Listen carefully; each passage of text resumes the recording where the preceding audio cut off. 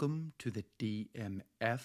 I am your host, Justin Yantz, and this is episode 75, and this is the wrestling show. And I'm going to talk about my thoughts on Peacock editing the WWE Network. I'm going to talk about Andrade getting released. I'm going to talk about Fastlane. I'm going to talk about WWE. I'm going to talk about AEW. And I'm going to talk about a Raw moment. So stay tuned.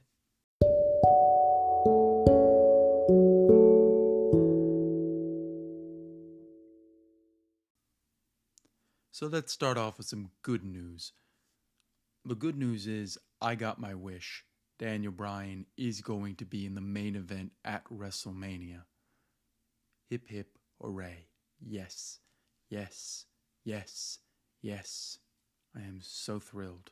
It has been almost 7 years since he was in the main event at WrestleMania in 2014, and it will be a triple threat once again, and this is the right thing to do. Daniel Bryan is now in the main event at WrestleMania, and he can help the Edge and Roman Reigns match be better, and it's going to be a much better worked match. And I think Daniel Bryan is probably going to walk out of there with the title because they have to take the title off Roman somehow, and this is the best way to do it. I'm sure he'll get it back in a couple of months, probably SummerSlam, but let Daniel Bryan have the run with it, or Edge have the run with it. I think it's going to be an interesting match. I can't wait, and I think people are going to be very excited, and I am. I got my wish, and I do want to thank WWE for that. Now let's get to the bad stuff. So, WWE has started the transfer over to Peacock, which I've talked about in the previous episodes. Well, my worst fears have happened. They're starting to edit things off of the WWE Network. They took WrestleMania 6, and they took off the Roddy Piper versus Bad News Brown, where Roddy Piper wore blackface. Now, that's not a great match, and it's kind of a stupid thing that they did, and foolish, but that is history. That is WrestleMania 6. I don't want it changed. I want to see it the way it was meant to be, not this washed out version so that they can appease their sponsors. So I'm not happy with this. This is not what I signed up for. This is supposed to be the WWE Network transferring over to NBC, not NBC sifting through the things that they think work and the things that don't work. What's the next thing? DX and the Nation parody? That's one of the funniest moments on Raw. And today it would be blasphemy. It would be the worst thing ever. But at that time, it was really funny. And are they going to take that away? So I'm very frustrated with this. I am trying to get people to understand that this is censorship and this is wrong and this is not what we want. And I'm telling anybody that listens to this, stand up. Stand up. With numbers, we can win. If you just sit back and allow them to do whatever they want to do, and you don't say anything to them, and you don't really cause them, I'm not saying violence. This is not this is protesting. The real way we protest. We need to write letters. We need to talk to them. We need to explain to them why this doesn't work. I'm not saying using vulgarity. We don't need to use vulgarity. We need to just explain to them what the situation is and why we need these things there. Now, maybe this is the only thing they're going to do, but usually when you start down the road of censorship, it never ends, and we're just going to see more censorship, and that scares me. That scares me as a fan because I'm just like, I don't know, what are they going to deem inappropriate next? ECW had tons of inappropriate things. The Attitude Era was filled with things that we would not consider right today. I mean, the objectification of women. We don't do that now, but at the time, that's what they were doing. That's how it is in history. You cannot change history. So I think as fans, we need to stand up to this and tell people how we feel in a non-violent way, not using vulgarity, using intelligence, and strong, using language in the best way possible to convey how we feel about this situation. Because if we don't, it's just going to keep happening. So that's my frustration. They also took out the part where Vince McMahon sees Cena and he says the N-word. It was stupid at the time and still stupid, but I don't want these things changed.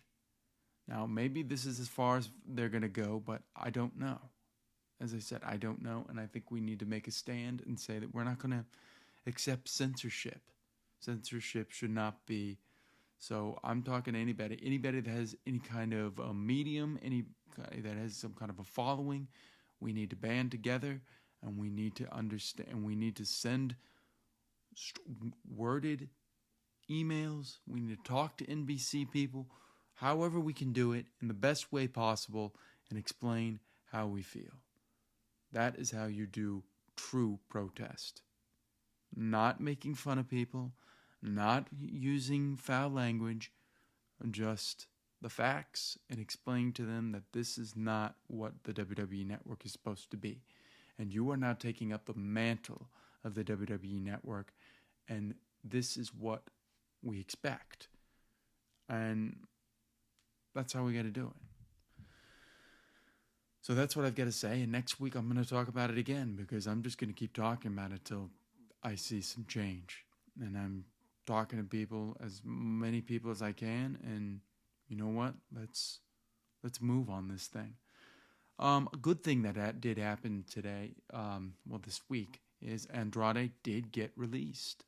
So he is free to work wherever he wants, and he doesn't have a 90-day no-compete. So he could go to AEW, he could go to New Japan, he can go back to CMLL, even though they're not running as much. He could do so many different things. And he could go to ROH with his friend Rush, MLW. I think he's going to do a number of places. I don't think he's going to want to be just put in one place. But I'm excited to see what he does, because Andrade, who is El Sombre in Mexico, is an amazing worker. He had one of the best matches in NXT, the match with Johnny Gargano and Andrade. That was an amazing match.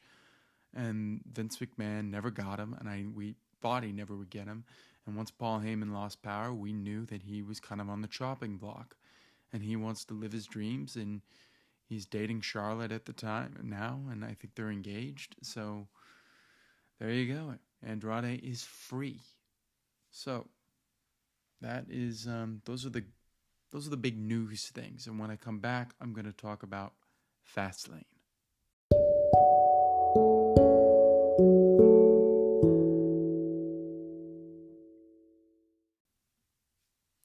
Fastlane, not fast lane. Fastlane was some good, some bad. Basically a 2-match show. The best matches were Daniel Bryan versus Roman Reigns and Drew McIntyre versus Sheamus. So let's start with the very beginning. Riddle versus Mustafa Ali. They had a nice little match. Riddle retained his United States Championship, and this will probably be the breakup, the beginning of the decimation, or the breakup of Redemption, which they never did anything with, and you know what? So bad. Banks and Belair versus Nia and Shayna. Nia and Shayna won, and Banks and Belair will continue their feud. Big E versus Cruz. They had a strange finish where it looked like Big E had his shoulders down, but Cruz reversed it. It's really strange, but Big E ended up retaining, so there you go. Strowman was supposed to face Shane McMahon. He ended up not facing Shane McMahon because he had an injury, which was fake. And so Elias took his place, and Strowman beat them, and there you go. Rollins versus Nakamura. Not the New Japan match we all were hoping for. That would be an amazing match, but the WWE version of Nakamura, Rollins wins. It was a pretty good match, but who cares? Drew McIntyre versus Sheamus. They had a nice, hard-hitting match, and Drew wins. This sets him up for WrestleMania. Good stuff. Drew, I think, is walking into WrestleMania, and he's going to be walking out with the title.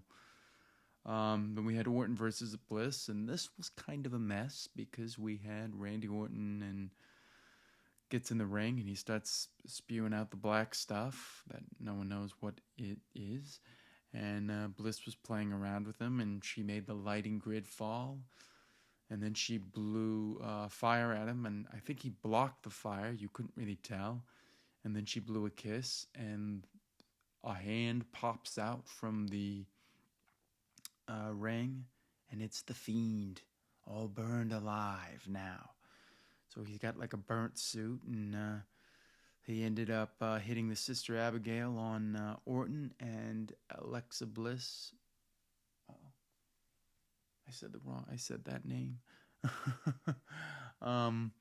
Bliss ended up pinning Randy Orton, straddling him, and Randy Orton's wife was not very happy with that, but who cares? I mean, it's a stupid angle that no one cares about. But the Fiend is back, and he's burnt, and he's got this burnt suit, and it was done by Tom Savini, who I believe did the first mask, and looks pretty cool. It's a cool look. I don't know if I'd want to wrestle in that. It just looks very uncomfortable, but who knows? Maybe it'll work really well for Bray Wyatt and the Fiend. So the Fiend is back, and Orton loses, and it looks like we got the Fiend versus Randy Orton at WrestleMania. And now let's get to the main event.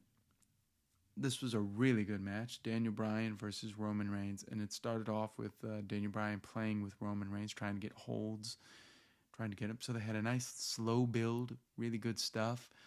Edge is the enforcer.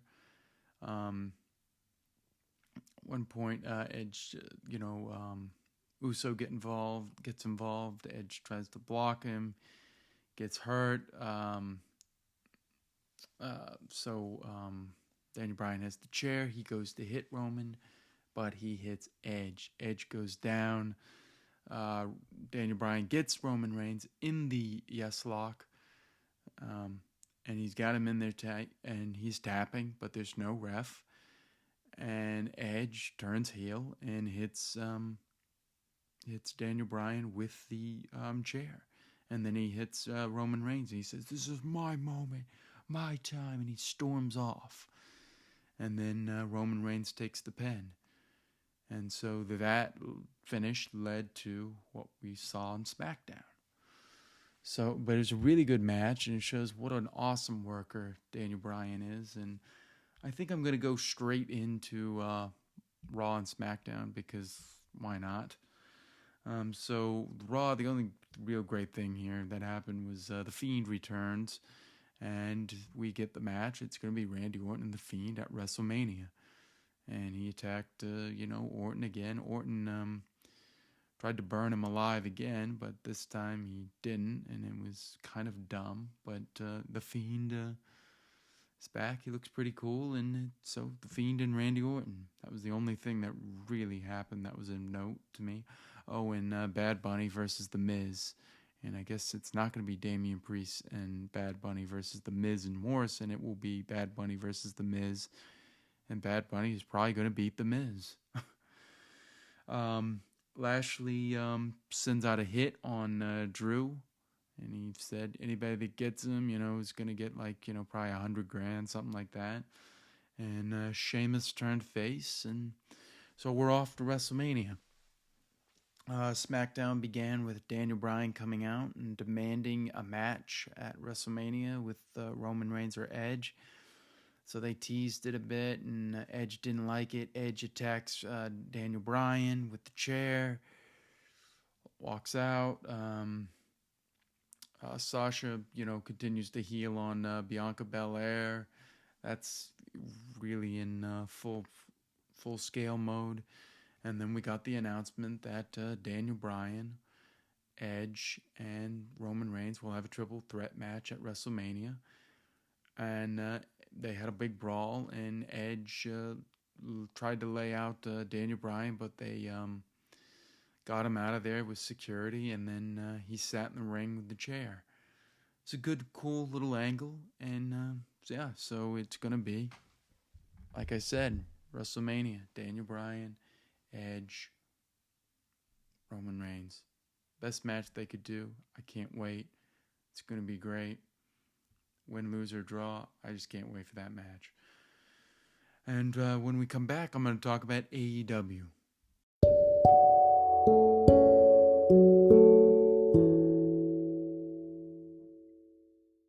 So AEW had their show. This wasn't my favorite show of AEW, but it wasn't bad. It was main evented by John Silver versus Darby Allin. Now, John Silver got hurt there, and he's going to be out 4 to 6 weeks. But they had a nice match, and Darby continues to look good, and he won. Sting came out. Really good stuff. I liked it. No Inner Circle this week. Tay Conti versus Nyla Rose had a good match, and Tay Conti won. So she's probably on the road to Hiroshita. I'm like losing my mind. I can't think of it. The match I really liked was Lucha Brothers and Laredo Kid versus the Bucks and Brandon Cutler, and they had a nice little nice match, which ended up with the Bucks, Brandon Cutler winning, and Omega came out and kind of turned his back. The Bucks turned their backs on him, and they got into a brawl. It was good stuff. The Pinnacle versus Varsity Blondes and Dante Martin. The Pinnacle won. And then the show started off with Omega versus Matt Sydal for the AEW Championship, and no, it was for an opportunity to the championship. But Omega won, One-Winged Angel. We also saw Christian Cage will face Kazarian. I thought this was more of a setup show. It wasn't my favorite show, but you had good matches. You know, it's still very focused, and you know they're building people. Tay Conti is really shown she's really good. She's a good athlete, and I'm impressed. I like the fact that the Inner Circle is selling the beating of the Pinnacle, because when they come back, it makes it that much more meaning. If this was WWE, they would be back in 1 week. Omega and Don Callis, I love the act, and Omega continues to just get better. I assume Christian Cage will win against Kazarian, and he will probably be on the road to facing Omega, but he's probably got to get some wins first. Cody and I forget his name are going to have a match, but Cody doesn't want to beat him. It's a nice thing. Cody and Brandy Rhodes are going to have a reality show, so that's cool. I like this. This was good. I mean, it's not my favorite, but I like Laredo Kid, being there with the Lucha Bros. Good stuff. John Silver, he continues to make the Dark Order mean something, and I think it was the smart move to make the Dark Order a babyface group when John Huber died. I mean, Brody Lee. So the Pinnacle, though, I like what they're doing. They're really setting them up, and it looks like the Good Brothers and the Bucks the next pay-per-view, and it looks like Omega is probably going to win the the Impact Championship, and he'll have 2 world titles. Actually 3, because he's the AAA champion as well. So so he'll have 3 belts. Then if he can win the NWA belt, he'd have 4 belts. Give him the ROH belt, that'd be 5 belts. And then I honestly, I think they're building to Ibushi versus Omega. I think that's going to happen at probably All In. I just have this feeling that that's where they're going. And that will probably lead to Okada versus Omega 5, probably at the Tokyo Dome. Good stuff. I like where they're going. Also, Orange Cassidy has new music. Is going to have new music, and they bought the rights. I don't want to spoil it, but I think you're gonna like it. It's a cool. It's a cool song for him. It gives him something, and the fact that Tony Khan is willing to spend that money on songs shows, how all in he is. So I like this AEW. This was not my favorite Dynamite, but it's a good show. Good show. You can't go wrong watching it. 2 hours of good stuff. You can't go wrong. You can't go wrong with AEW. That's the one thing I gotta say. And when we come back, I'm going to talk about a Raw moment.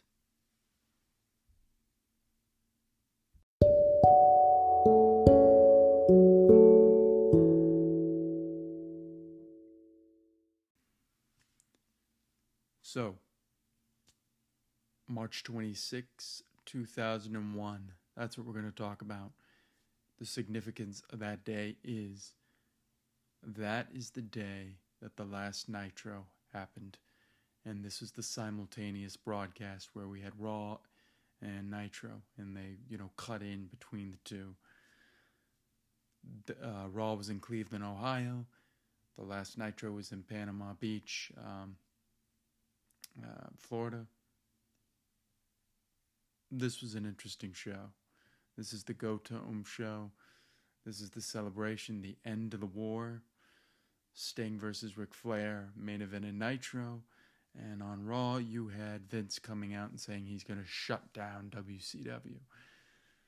Now, as a fan, you were kind of sad, because if you watched the Monday Night Wars, you were like, where's it going to go? But in some ways, things had to end, and that's how it ended. Now, every fan was hoping for the war, the Super Bowl of wrestling, Goldberg and Steve Austin, Sting and The Rock, or DDP and The Rock, or Sting and Undertaker, and Kane and Kurt Angle, or not Kurt Angle, but Scott Hall and the Outsiders versus the Brothers of Destruction, or something like that.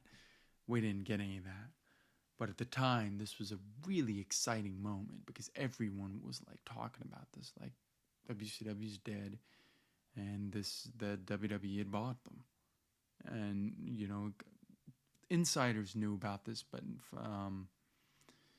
fans, I knew some inside stuff, but I was not the insider fan that I am now, so I didn't really know. I just remember my uncle calling me and saying, WCW, it's over, it's done. And so this ended with Shane saying that he purchased WCW. Now looking back at it, it's kind of lame, and it's kind of like, who cares? They should have just gotten Bischoff or something and did an invasion there. But this is McMahon, and this is how he. But it worked for the first story of that they were going to tell.